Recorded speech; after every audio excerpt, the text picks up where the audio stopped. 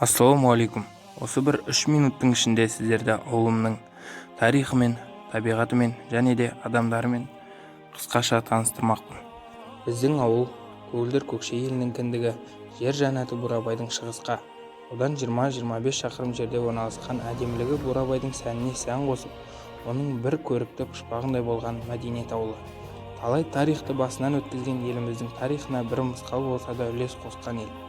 1991 жылы Абылай ханның 280 жылдығы өткен жер Көкшетау облысының Щучинск ауданындағы мәдениет ауылы.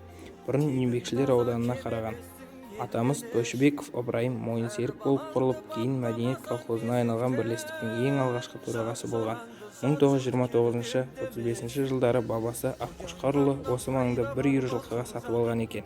Дөңгелек көл, Тасшалқар, Қоңыр өлең деген көлдері бар. Таудан бастау алатын Арбашы деген бұлағы, Қаратау, Көктау, Торайғыр деген таулары бар. Қабағадыр, Меңіреу, Аққайың атты ну орман қоршаған осы бір Ұрағаш деген жер күзгі қоныстар екен. Торайғыр тауының баурайында Ақбалшық деген жер қыстаулары болыпты. Біржан Салдың қызы едің, Ақтен-тектің шұға. Мақпал осы жерге өмірге келген дейді.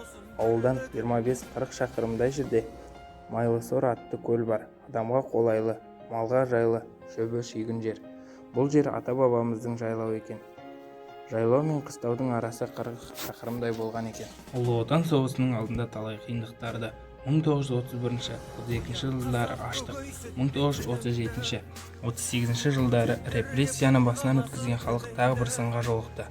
Тыныштық болған осы жылдарда шаруашылығы жап-жақсы жетістіктерге жетіп қалып еді. 1940 жылы басталған Ұлы Отан соғысы халықты тағы да бір зор қиындыққа ұшыратты. Біздің елімізде бүкіл совет халқы сияқты Ұлы Отан соғысының зардаптарын, қасіретін бастан кешкен ел. Оны басты дәлелі сол алапат соғыстан құрбан болған 80-нен аса ел азаматтары. Жалпы соғыс ардагерлерімізді әрдайым еске алып, қадірлеп, құрметтеп жүрейік. Ауылда халыққа ең қажетті нысандар: қазақ орта мектебі, фельдшерлік дәрігерлік бөлімше, ауылдың әртүрлі деңгейдегі мерекелері өтетін жастарды би кештері ұйымдастырылатын мәдениет үйі, елді парасаттылық пен имандылыққа шақырып тәрбиелейтін Алланың үйі, мешіт үздіксіз өз қызметтерін атқаруда. Ауылының табиғатын, адамдарын және де мекемелерін аз да болса таныстырдым деп ойлаймын. Назар қойып тыңдағандарыңызға рахмет.